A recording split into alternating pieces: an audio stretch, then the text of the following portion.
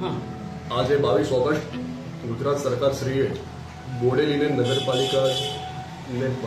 નગરપાલિકા જાહેર કરતું જાહેરનામું પ્રસિદ્ધ કર્યું એ ધ્યાન પર આવ્યું।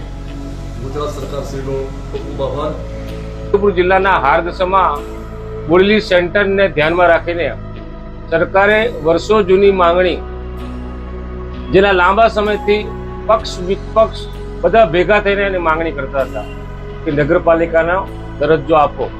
સરકારને છેલ્લે સમજાયું કે નગરપાલિકાનો વિકાસ થાય તો બોડેલીનો સારો વિકાસ થાય।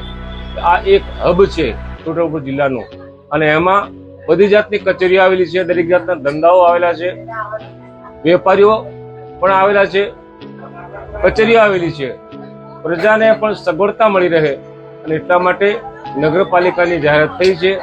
એ સરકારની આ જે વાત જાહેર થઈ છે એને બિરદાવું છું।